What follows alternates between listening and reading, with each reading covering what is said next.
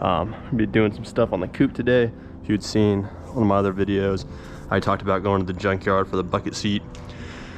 And while I was there, we got the seatbelt tensioner we needed, and I'd also found a Coupe with a nice set of black rear seats. I ended up going back and getting the full set. We got them cleaned up, and they're looking pretty good now. I was just going through all the storage and kind of reorganizing. As you can see, I got all my shit out here. So I was like, I could put it back in and then take it out later, or I could just go ahead and throw it back in today. So we're gonna do a little rear seat removal and install on this. It's not too bad. I did end up breaking some tabs on these two pieces, but I don't think it should be an issue. So it's fairly easy to take them out. So yeah, we'll go ahead and get it started, get the car pulled around, and then pull the old ones out. Alrighty, well, might be kind of a pain in the ass because the bucket seat's obviously fixed, and then this one doesn't necessarily stay forward when you pull this, and it just likes to go back. So that's gonna kind of be a pain, but while it's warming up a bit, we can start doing some of the things. So, oh good God, damn, that was just slammed in there. All right, anyways, so we're gonna start with we're gonna actually pop these out because they're kind of a pain in the ass. But basically you just gotta pull up as hard as you can, and then they'll kind of pop out, but you gotta pull pretty damn hard.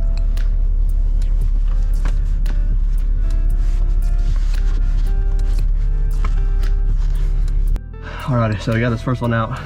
I ended up just saying fuck it and stepped on my seats, and you really just gotta get under there and wiggle and pull up as hard as you can, and then they come out. But they definitely are kind of a pain in the ass, and then it's just, you know, you're kind of worried about breaking stuff, but you know, you just gotta do what you do. You gotta do what you gotta do sometimes.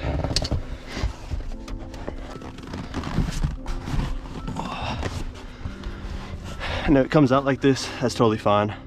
You just grab, and then that one comes out fairly easy. So that's all done. Throw those in the front.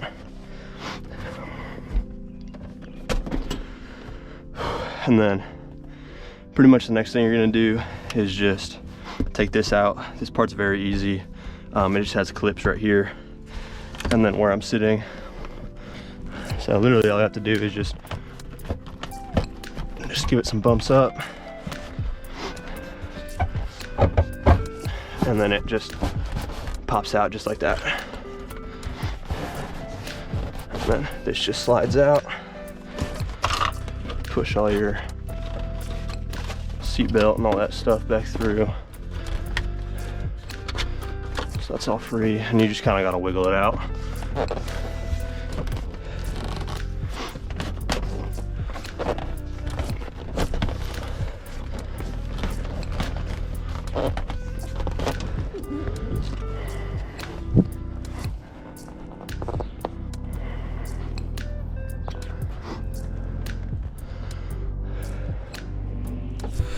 Well, damn, I forgot to charge the GoPro and it just died, so I guess we're doing it just like the old days before with a little Sony. So once you pull it, there's gonna be probably some crud and shit you might want to vacuum out, and then there's gonna be like the sound deadening stuff that's all cracked. So you know, you can do that based on you, if you want to take all the sound deadening out or not. But I'll probably end up vacuuming all this shit out. But anyways, once that's out, basically the next thing you're gonna do to get these little side pieces out, at the very top, they've got those, you got these little clips right here. You just take something small and push that in. So I just got a T15, and you just push it down, and then that piece will come up.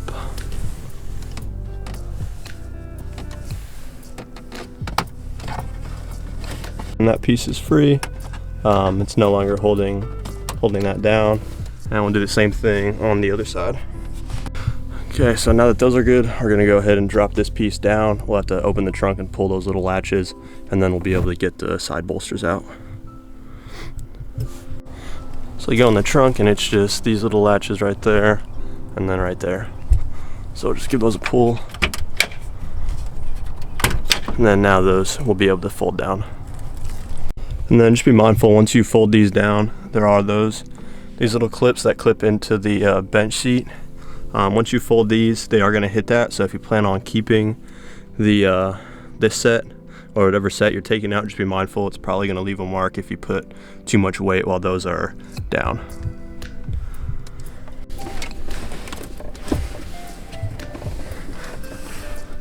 But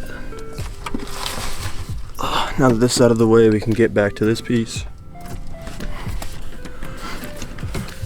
It's definitely easier with two hands, so just keep that in mind, but it should be fairly easy. It'll just slide off. There is like a little trim piece on the side. I don't know if you can see it back there, but basically it just houses, it kind of goes around this little motor area. That piece needs to slide forward to here before this can come off, or you'll pull it and that little piece will break. I'll show you later once this comes off. So there's that little piece right there that I was talking about. You just kind of, it clips in, you just kind of clip it off, unslide it, and then make sure it's just dangling, and then this piece will just pull off.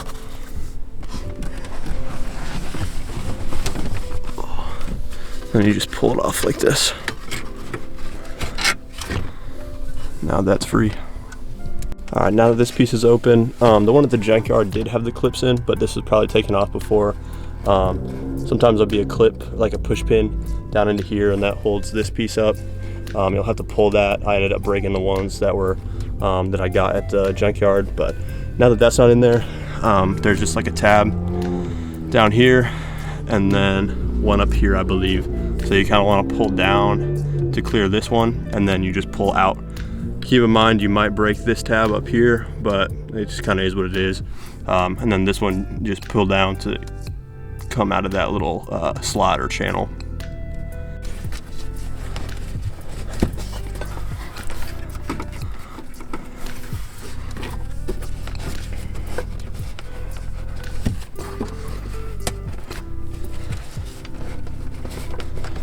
So fairly certain amount of that slot with how much I can pull. Now it feels like we're just in that pin, so we just have to grab both sides and try and pull it out as best we can. Alright, so as you can see, we got this piece off. That bottom clip that I was telling them about is right here. It just kind of slides under, so you just got to pull it down and out so it clears this. I believe this is what should slide either in here, either goes up top or up bottom. I'd have to look at it some more, but that clip is actually pretty high up top. As you can see, I snapped part of it, so that's just, it is what it is. These are all old plastic retention pieces, so that's just kind of how it goes. But now we got that out, we're gonna go ahead, do the same thing on this side. We'll pull these down and then pull that and then pull this. All right, so we got that side done, and we were actually able to pull this clip out pretty cleanly. I just gave it just a nice firm, just pull back pretty hard instead of trying to tug it slowly, and I don't know if that helped or not, but that one's all good. Now we can go ahead and start getting the actual main bench pieces out. All right, now that we got both sides all done now, what you're gonna do next is just fold them both down. And right here, there's gonna be a little bracket, little offset to the right side of the car. Should be like a T30. You'll pull this off, this kind of pivots, and then you'll raise them and then pull the actual backs of the seats out themselves.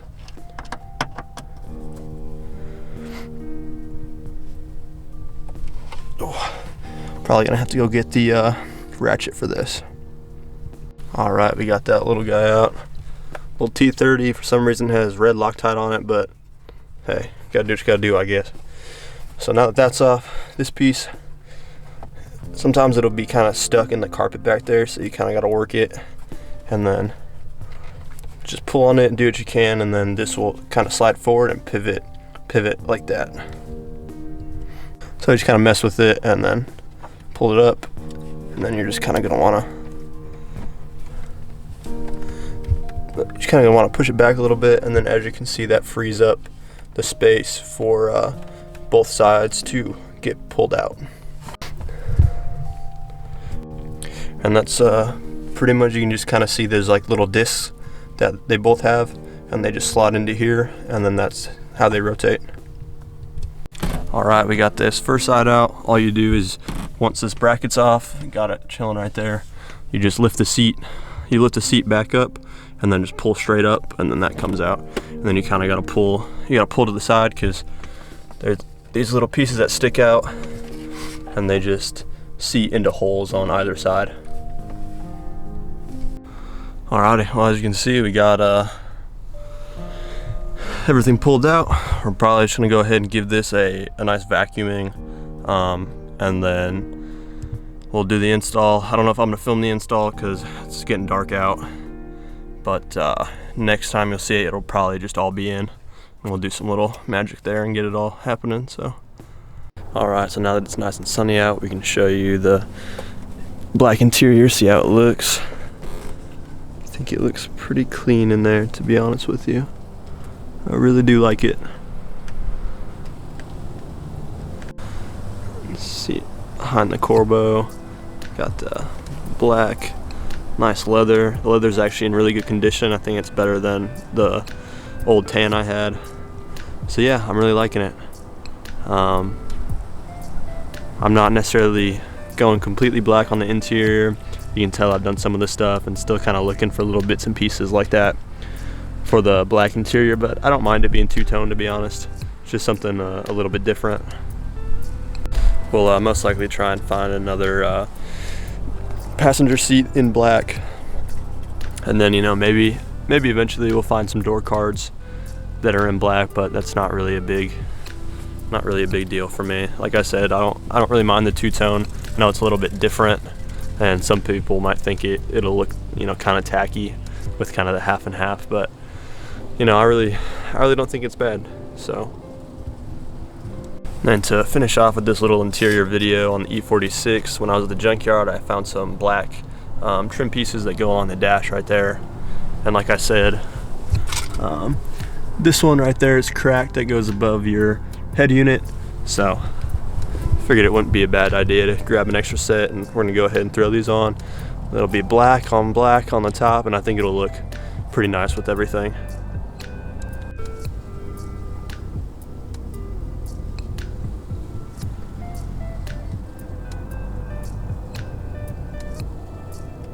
As you can see, we got those trim pieces installed. Just be careful when you're pulling them. They're pretty easy to break. I was trying to be careful, you know.